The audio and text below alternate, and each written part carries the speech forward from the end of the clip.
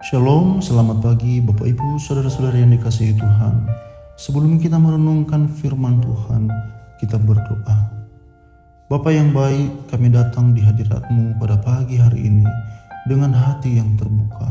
Tenangkanlah pikiran kami dari segala hiruk-pikuk dunia ini, agar kami dapat mendengarkan suara-Mu dengan jelas. Biarlah firman-Mu menjadi pelita yang menerangi jalan kami dan kekuatan yang memulihkan semangat kami. Berbicaralah ya Tuhan, kami siap mendengarkan. Di dalam nama Tuhan Yesus Kristus kami berdoa. Amin.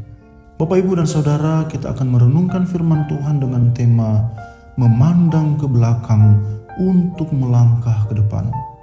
Yesaya 51 ayat 1-3 berbunyi demikian. Dengarkanlah aku, hai kamu yang mengejar apa yang benar, hai kamu yang mencari Tuhan. Pandanglah gunung batu yang daripadanya kamu terpahat, dan kepada lubang panggilan batu yang daripadanya kamu tergali. Pandanglah Abraham, bapa leluhurmu, dan Sarah yang melahirkan kamu. Ketika Abraham seorang diri, aku memanggil dia, lalu aku memberkati dan memperbanyak dia. Sebab Tuhan menghibur Sion, menghibur segala reruntuhannya. Ia membuat padang gurunnya seperti taman Eden dan padang belantaranya seperti taman Tuhan. Di situ terdapat kegirangan dan sukacita, nyanyian syukur dan lagu yang nyaring. Bapak, Ibu, dan saudara-saudara yang dikasihi Tuhan, bayangkan seorang pemahat ulung yang sedang berdiri di depan sebuah gunung batu yang gersang dan tajam. Ia tidak melihat bongkahan batu yang tidak berguna, tetapi ia melihat sebuah mahakarya. Dengan penuh ketelitian, ia mulai memahat. Bongkahan yang dulunya kasar, pelan-pelan berubah menjadi patung yang indah dan bernilai tinggi. Namun, seringkali setelah patung itu selesai dipajang di galeri yang megah, ia lupa bahwa dulu ia hanyalah bagian dari gunung batu yang dingin dan tidak dilirik orang. Ia lupa pada tangan yang membentuknya. Dari teks yang kita renungkan dalam Yesaya 51 ini, Tuhan berbicara kepada umatnya yang sedang merasa kecil, tawar hati, dan kehilangan harapan. Melalui Nabi Yesaya, Tuhan memberikan sebuah resep spiritual yang menarik, yaitu mengingat asal-usul. Dikatakan di dalam ayat 1 dan 2, pandanglah gunung batu. Artinya bahwa Tuhan mengajak kita untuk melihat gunung batu dari mana kita dipahat. Tentunya ini merujuk pada Abraham dan Sarah. Mengapa mereka? Karena secara logika manusiawi, mereka adalah batu yang mati, pasangan tua yang mandul. Namun dari keadaan yang mustahil itu, Tuhan memanggil, memberkati, dan membuat mereka menjadi bangsa yang besar.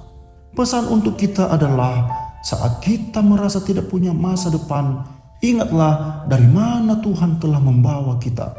Jika Tuhan sanggup menghidupkan janjinya melalui Abraham yang sudah tua, Ia pun sanggup bekerja dalam hidup kita yang tampaknya stagnan. Selanjutnya, di dalam ayat yang ketiga, berbicara tentang transformasi radikal. Janji Tuhan tidak berhenti pada penghiburan kata-kata saja. Ia berjanji untuk menghibur Sion dan membuat padang gurunnya menjadi taman Eden. Ini adalah sebuah janji restorasi total.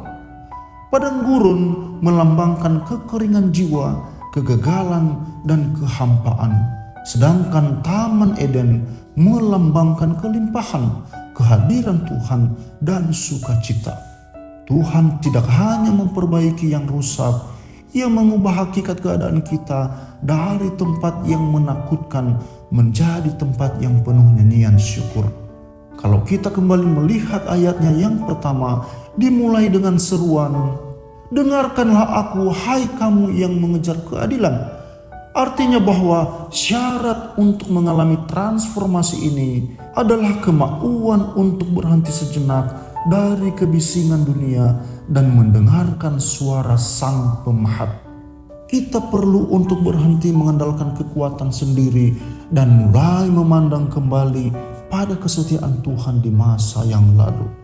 Bapak, Ibu, dan saudara-saudari yang dikasihi Tuhan, jangan biarkan situasi padang gurun saat ini membuat kita lupa bahwa kita dipahat oleh tangan Tuhan yang sama yang memanggil Abraham.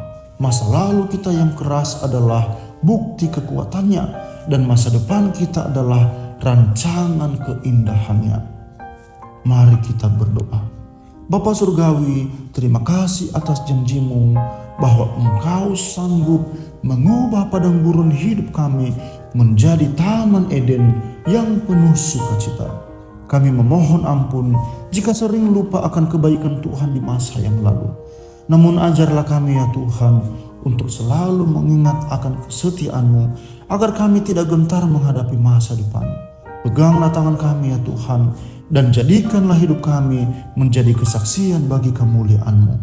Dalam nama Tuhan Yesus Kristus kami berdoa. Amin.